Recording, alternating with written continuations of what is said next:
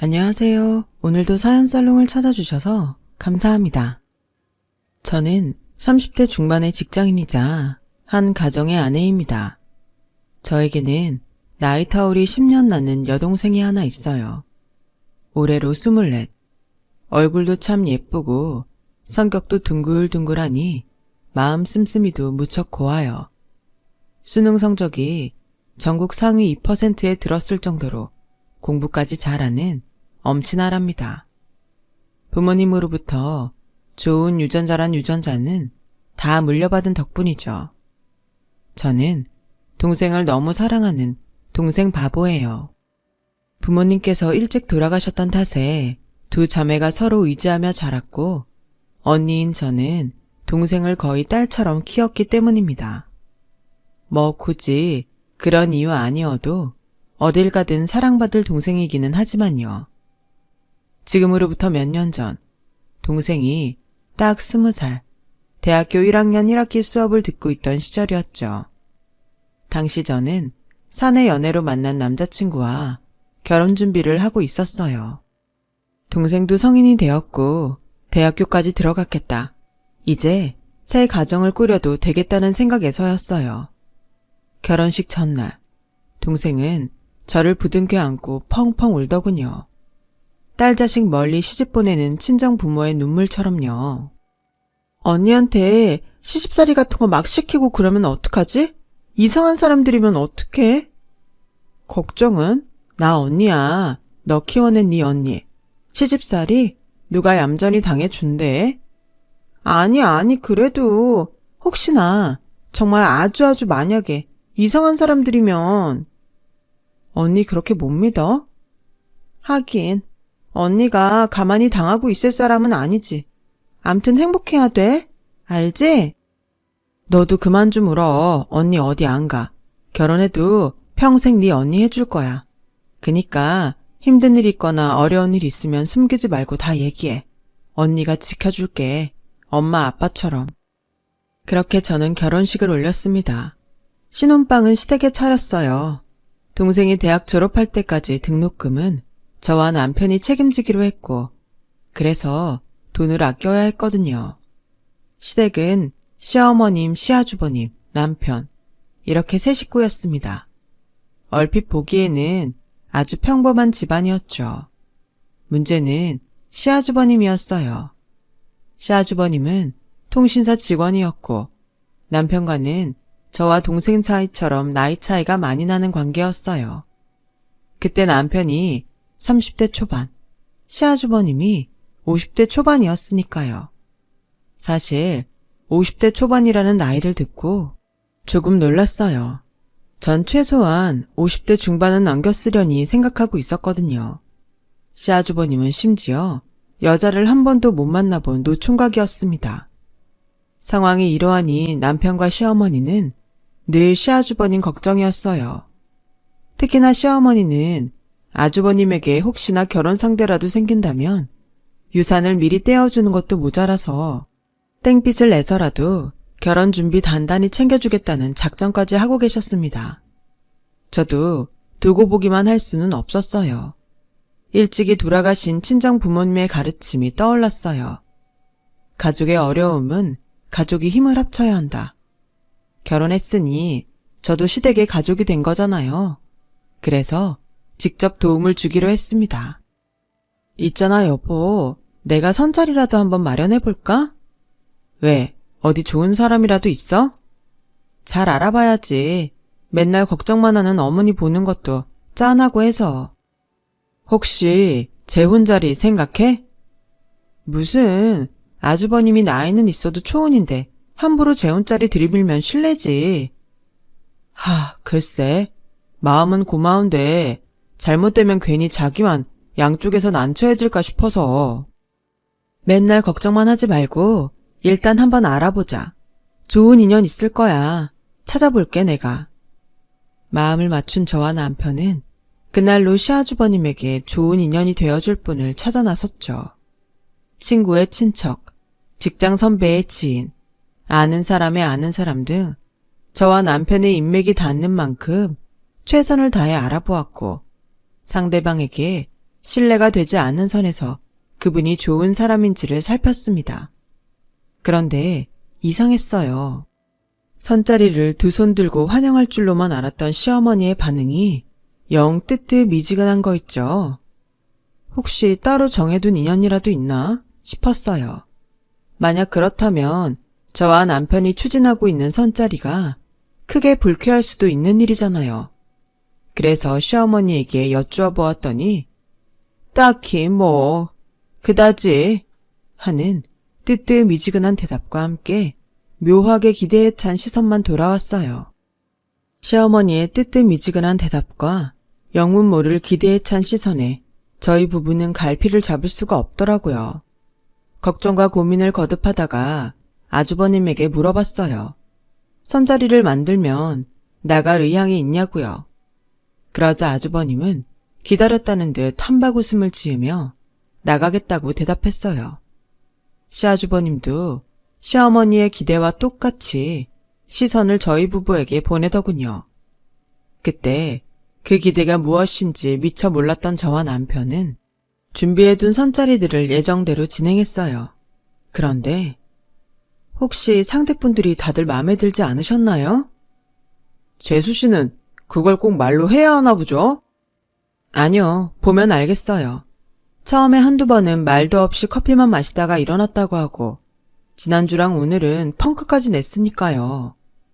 그래서요. 그분들 어디가 어때서 인연이 되기에 부족했는지를 알려주셔야 저희가 다음 준비를 해드릴 수 있잖아요. 나이가 너무 많아요. 네? 요즘 남자 나이 50이면 한창입니다. 여자 나이 50이면 쉬어 터진 찬밥이고. 혹시 그 말을 상대방 앞에서 하신 건 아니죠? 했는데요. 안 됩니까? 실망입니다. 이런 분인 줄은 몰랐네요. 알았으면 선자리 안 만들었죠. 황당했어요. 상대방 여성분들께 하나하나 연락을 드려 시아주버님의 무례에 대한 진심 어린 사과를 전했어요. 그분들께서는 저희가 무슨 잘못이냐며 용서해 주셨지만 용서를 받으면서도 죄송하고 면목이 없더라고요. 특히나 여자 나이 50 어쩌고 했던 시아주버님의 말은 화가 참 많이 났고 도저히 그냥 넘어갈 수가 없었습니다. 저희 부부의 체면 때문이 아니에요. 남자 여자를 다 떠나서 사람이 사람에게 쉬어 터진 찬법 어쩌고 하는 건 되게 몹쓸 짓이니까 화가 난 거죠. 고민하던 저와 남편은 시아주버님의 인연 찾기를 완전히 그만두었어요. 더는 누구도 소개를 시켜줄 엄두가 나지 않더라고요. 행여 선자리가 잘 되어 결혼을 한다고 쳐도 결혼 다음이 더 걱정이었고요. 여성에 대한 잘못된 가치관을 가지고 있는 시아주머니가 이어주었다는 건 하나만으로도 저와 남편은 이미 큰 잘못을 저지르는 것이기 때문이었어요. 저와 남편이 선자리 만들기를 그만두거나 말거나 시아주버님은 자기가 무슨 잘못을 했는지도 모르는 주제에 저희 부부를 향해 자꾸만 기대에 찬 시선을 보내왔습니다. 그래서 저와 남편은 솔직하게 다 얘기했어요. 지금 그 마음가짐으로는 더는 선자리를 찾아줄 수가 없다고요. 시아주버님은 기가 팍 죽어 방으로 들어가 버렸고 그러기가 무섭게 시어머니가 저에게 한 소리 하더군요. 예, 넌 한솥밥 먹는다는 애가 그렇게 눈치가 없니? 눈치요? 무슨 눈치요? 시아주버님 되는 사람이 왜 태자를 낳았는지 진짜 바라는 게 무언지 그렇게 모르겠어? 진짜 바라는 거요? 젊은 여자 말씀하시는 건가요, 지금? 젊기만 하다고 다 되는 거야? 그럼 젊고 예쁘기까지 한 여자요? 그거 되게 많이 잘못 생각하시고 계시는 거예요. 어머님, 솔직히 시아주버님 동년배 중에서도 좋은 분 만나기 쉽지가 않은데 젊고 예쁜 여자라뇨. 욕심이죠. 그리고 여자 나이 50이면 쉬어 터진 찬밥이다. 그런 몹쓸 말이 세상에 어딨나요? 답답하기는 에이. 그렇게 다툼의 며칠이 흘러갔습니다. 시어머니가 자꾸만 눈치 없다는 핍박을 던졌지만 저는 굴하지 않았어요. 눈치가 없는 게 아니라 아주버님의 가치관이 잘못된 탓이라며 당당히 맞섰어요. 그런 가치관을 갖고 있는 사람에게는 함부로 인연을 소개해 줄 수가 없겠다고 딱 잘라버렸죠. 그러거나 말거나 시어머니의 핍박은 계속되었고 시아주버님도 수시로 뭔가 기대에 찬 눈빛을 계속 보내왔어요. 저와 남편이 아무리 더 이상의 선자리는 없다고 완강하게 잡아떼어왔자 아주버님의 기대에 찬 눈빛은 그치지를 않더군요. 아주버님은 정 그러면 자기가 알아서 할 테니 걱정하지 말라며 이상한 자신감을 보이면서도 계속 기대에 찬 눈빛을 보냈어요. 왠지 느낌이 이상했어요. 그런 아주버님에게서 불길한 기운이 느껴졌습니다. 그러던 어느 날 아주 늦은 밤중에 동생이 저를 집 밖으로 불러내었어요. 좀처럼 그런 일이 없었던 아이였는데 무슨 일이 생겼구나 싶었어요. 걱정되는 마음에 급히 나가보니 동생이 저를 마주하자마자 펑펑 울어버리더라고요. 저는 일단 동생이 마음껏 울도록 울고 싶은 만큼 다 울 때까지 걱정을 꾹 누르며 기다렸죠. 한참을 울던 동생은 또 한참을 망설이다가 어렵게 이야기를 꺼냈어요. 나 오늘 어디 갔다 왔는 줄 알아? 선짜리. 술 마셨니? 취했어? 술은 입에도 안 되는 거 알면서. 그럼 진짜라고? 너 나이가 몇인데 소개팅도 아니고 선을. 있잖아 언니. 딱 보니까 원해서 나갔던 것도 아닌 것 같고. 누구니? 어떤 미친놈이 보냈어? 너네 교수? 넌 또 그걸 나가란다고 나가니? 그럼 나보고 어쩌라고. 언니네 시어머니가 자꾸 나가라고 좋은 사람이라고 들볶는데. 순간 제 머릿속에 불길한 무언가가 떠올랐습니다. 제발 아니기를 바랐어요. 설마 했죠. 선자리에 언니네 시아주버님이 나왔더라. 짜증나. 뒤통수를 얻어맞은 느낌이었어요. 아니, 세상이 무너져 내렸어요. 하지만 일단 그 자리에서는 정신을 붙들어야만 했죠. 제가 동생에게는 엄마 아빠 대신이니까요. 동생을 지켜줄 가족이라고는 이 세상에 딱 하나, 저밖에는 없었으니까요. 그래서 저는 동생부터 다독였어요. 그 어리고 여린 것이 얼마나 놀랐던지 온몸이 너무 차더라고요. 차라리 미쳐버리고 싶은 심정이었죠. 곧 남편이 도착했고 동생은 저희 부부에게 그간 모든 일들을 들려주었어요. 아니 글쎄 시어머니라는 인간이 저희 부부의 상견례 날부터 몰래 동생에게 연락을 했다더군요. 처음에는 평범한 안부 인사 정도였답니다. 동생도 부모를 일찍 여인 자신을 향한 어린애 호의라고 생각했대요. 그런데 시간이 지날수록 호의가 아니었던 거죠. 시어머니는 동생에게 남자 이야기를 자꾸만 물었더라고요.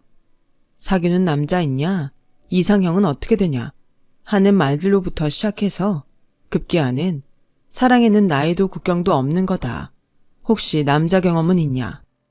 따위의 사랑 같지도 않은 속내를 노골적으로 드러내었어요. 쉽게 말해서 내 큰아들이 널 좋아하니 만나볼 생각 없냐는 소리였죠. 그제야 모든 퍼즐이 맞춰주었어요.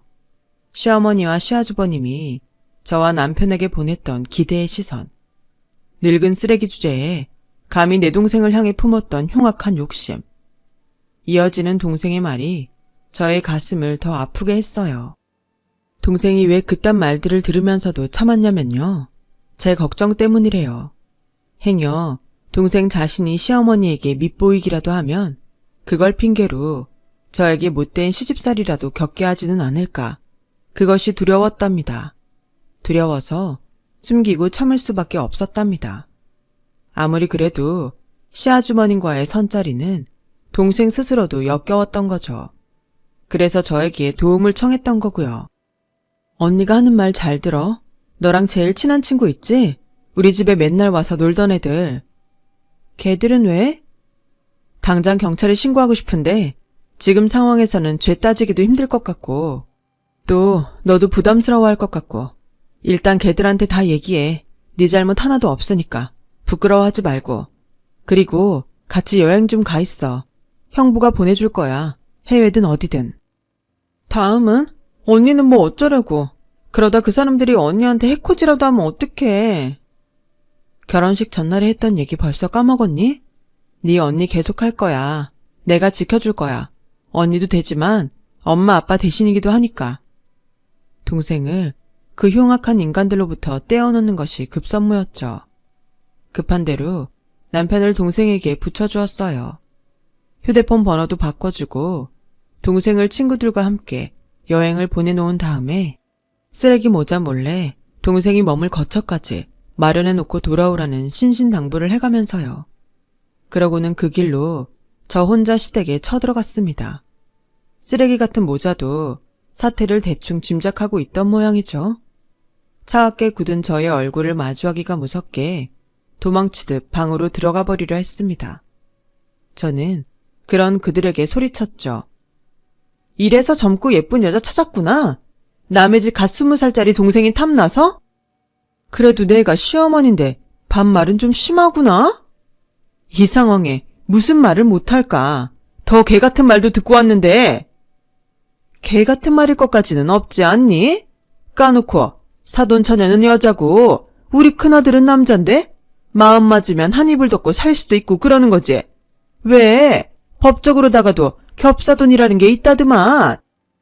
뭐? 겹사돈? 그건 지들끼리 사랑할 때나 얘기고. 기왕 이렇게 된 거 너도 받아들여라.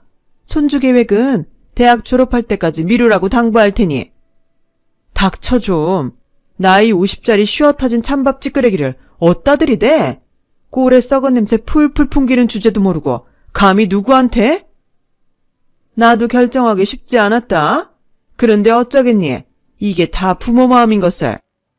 누가 누구 마음대로 뭘 결정했다는 건지 모르겠고 이거 하나만 똑바로 알아도 그런 걸 사람들은 보통 정신 이상이라고 그래. 부모가 아니라 미친 사람이라 그런다고. 말을 마친 저는 시아주버님, 아니 나이 50살 처먹고 쓰레기로 늙은 장병구 씨에게 딱 한마디 했어요. 야, 장병구, 길게 말할 가치도 없다 넌. 더러운 새끼. 저는 그 길로 짐을 챙겨 시댁에서 나왔습니다. 다시는 그 쓰레기 모자와 상종도 하지 않을 작정이었죠. 남편도 저의 편이었습니다. 제가 한바탕 쑤시고 떠난 뒤에 시댁을 찾아가 남편이 또 한 번 뒤집어 놓았고 의자를 확정 지었죠. 제가 동생을 지키기 위해 부탁했던 임무들도 모두 완수해 주었고요. 그런 저희의 경고가 먹혀서일까요? 쓰레기 모자는 한동안 잠잠했습니다. 동생이 여행에서 돌아온 뒤로도 이상한 조짐은 없었어요. 그렇게 사건은 마무리되는 줄 알았죠. 하지만 쓰레기 모자는 더러운 심성을 끝내 버리지 못했어요. 시작은 시모였어요. 동생의 학교를 수시로 찾아오기 시작했다더군요. 동생의 친구들이 시모를 쫓아내봤자 며칠 뒤면 천연덕스럽게 다시 나타났습니다. 신고도 해보았지만 경찰도 뾰족한 수가 없는 모양이더라고요. 시모가 동생에게 직접 해코지를 한 적이 없다는 이유에서였습니다. 이해해요. 쓰레기 모자의 흉악한 행동들에 대한 이야기를 처음 듣던 날, 저 또한 경찰들도 처벌까지 이끌고 가기는 힘들 것이라고 예상했으니까요. 그래도 동생을 지켜줄 친구들이 많아서 참 다행이었어요. 물론 다행이라고 해서 당하고만 있을 생각은 아니었죠. 저와 남편은 때를 기다렸습니다. 그러던 어느 날 추악한 장병구가 저희 부부에게 빌미를 주었죠. 통신사 직원이라는 지위를 불법적으로 이용해 동생의 바뀐 휴대폰 번호를 알아내었고 먼저 연락을 해온 것이죠. 저와 남편은 쾌재를 불렀어요. 동생 명의로 된 휴대폰은 사실 저희 부부가 들고 있었거든요. 동생에게는 친구 명의의 휴대폰을 하나 개통해 임시로 쓰게 해두었고요. 저희는 장병구에게 연락하지 말라는 단답을 남기고는 번호를 바꾸었습니다. 그러기 무섭게 장병구가 또 번호를 알아내 연락을 하더군요. 연락하지 말라는 단답과 번호를 바꾸기가 10번쯤. 마침내 모든 준비가 끝났어요. 며칠 뒤 장병구는 세련되고 젊어 보이는 차림이라고 생각했는지 80년대 촌스러운 청청 패션을 쫙 빼입고 신이 나서 집을 나섰더군요.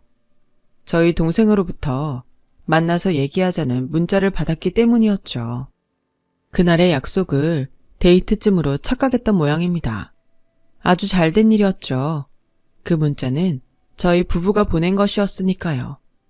장병구가 가발을 휘날리며 해벌쭉 약속 장소로 도착하는 순간 대기하고 있던 카메라들의 플래시 세례가 장병구를 향해 일제히 불을 뿜었습니다. 장병구는 겁에 질려 포토라인에 선 범죄자 마냥 쪼그라들었고 그런 장병구를 향한 기자들의 비난과 조롱이 쏟아졌어요. 사돈처녀에게 치근덕거린 것이 사실입니까? 오해하지 마세요. 사랑입니다, 사랑. 사진 찍게 얼굴 좀 가리지 마시고 본인의 행동이 쪽팔린 줄은 아시나요? 거참, 사랑한다니까요, 순수하게. 당사자가 아니라던데요. 더러워 죽겠다던데요. 장병구 씨가 한 행동이 범죄라는 거 인정합니까?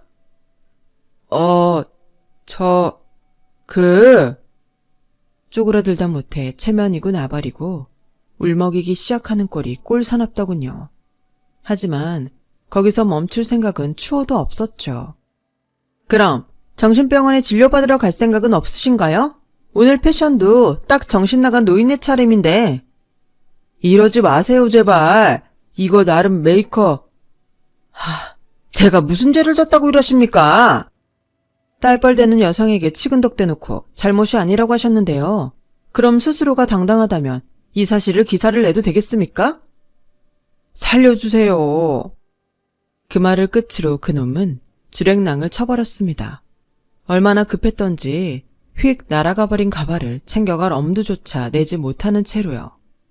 저와 남편은 장병구가 버려두고 간 가발을 똥유지 집는 것처럼 오만상을 찡그리며 두 손가락으로 집어 쓰레기통에 처박았습니다. 그리고는 기자들의 앞으로 나섰어요. 당연히 기자들은 기자들이 아니었고 약속 장소도 기자회견장이 아니었죠. 다들 동생의 친구들이었죠. 동생을 지켜주기 위해 저희 부부의 부탁을 들어준 고마운 친구들이었어요. 저와 남편은 감사한 마음을 가득 담은 금액을 친구들에게 전했습니다. 혹시 친구들이 부담스러워할지도 모르니 나중에 동생과 같이 맛있는 거라도 먹으러 다니라고 하면서요. 기자회견을 마친 저와 남편은 다음 계획을 위해 찢어졌어요. 저는 친구들이 찍어둔 사진 파일들을 인화했고 그 길로 시댁에 쳐들어갔습니다. 그놈은 제가 도착할 때까지도 자기 엄마의 품에 안겨 흐느끼고 있더라고요. 그렇다고 뭐 동정 따위 베풀어줄 이유는 없죠. 쓰레기 모자와 마주하기 무섭게 그들의 낯짝에 사진들을 던졌어요. 귀싸대기 때리듯이 아주 찰지게요. 사진을 본 쓰레기 모자는 아연실색이 되더라고요. 그 사진은 추잡스러운 장병구들로 가득했습니다. 촌스러운 청청 패션으로 약속 장소에 해벌쭉 들어와서 가짜 기자들로부터 각종 비난과 조롱을 당하며 범죄자처럼 쪼그라들었던 모습 그대로요. 마침내는 꼴사납게 주랭랑 치면서 가발까지 휙 벗겨지는 장병구까지 모두 그 사진들에 아연실색한 쓰레기 모자의 낯짝이 얼마나 우스꽝스럽던지 혹시 오줌은 안 지렸나? 궁금하더라고요. 이럴 줄 알았으면 요실금 기적이라도 가지고 올 걸 그랬다 싶었습니다. 축하해. 당신들 오늘부로 대한민국 공식 쓰레기 되게 생겼어. 그럼 여긴 집이 아니라 쓰레기통이 되는 거네.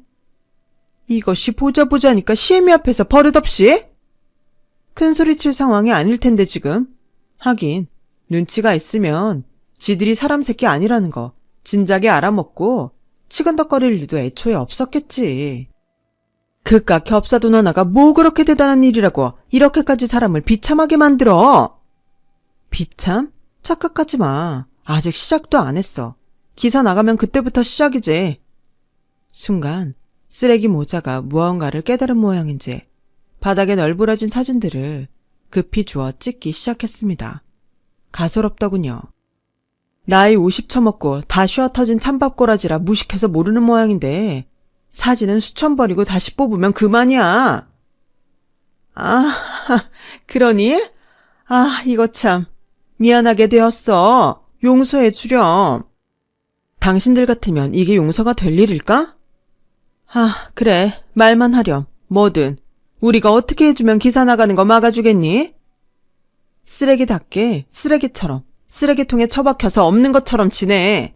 다시는 나랑 내 동생 앞에 얼씬도 하지 말고 당신 둘째 아들도 없다 생각하면서 찌그러지라고. 내가 원하는 건 그것뿐이야. 그래, 그러자. 약속하마. 그리고 마지막으로 경고하는데 나는 거리에 쓰레기가 버려져 있다고 피해가는 쪽이 아니야. 오히려 싹 갖다가 치워버리는 쪽이지. 내가 사랑하는 사람들에게 똥 뿌리는 쓰레기라면 더더욱 확실하게. 혹시 몰라서 참고하시라고. 마침 자신의 임무를 마친 남편이 도착했습니다.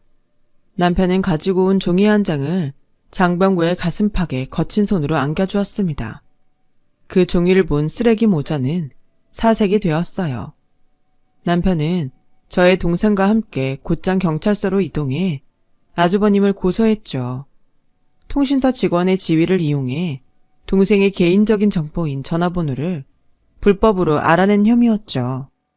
그래요. 남편이 가져온 그 종이는 저희 동생이 아주버님을 개인정보보호법 위반으로 고소했다는 고소 접수증이었습니다. 망연자실한 쓰레기 모자는 한숨만 퍽퍽 내쉬었고 모든 작전을 성공한 저와 남편은 쓰레기통을 유유히 빠져나왔습니다.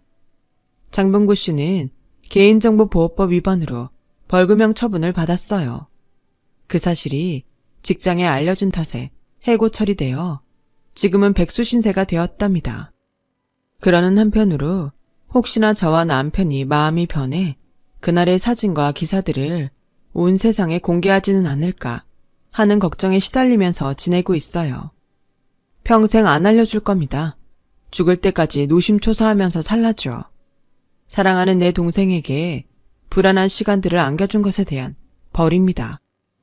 누구든 원치 않는 지나친 관심은 그 사람에게 괴로운 시간이고 또 범죄라는 것도 알았으면 좋겠네요. 저는 30대 중반, 동생은 20대 중반이 되었어요.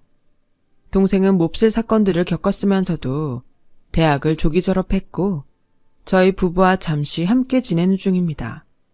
그리고 저는 이제야 한시름 덜었어요. 언니인 저의 사랑보다 더 깊은 사랑을 아낌없이 줄 남자가 동생에게 생겼거든요. 좋지 않은 일을 겪은 동생이 더 행복하게 살았으면 하고 진심으로 바라봅니다.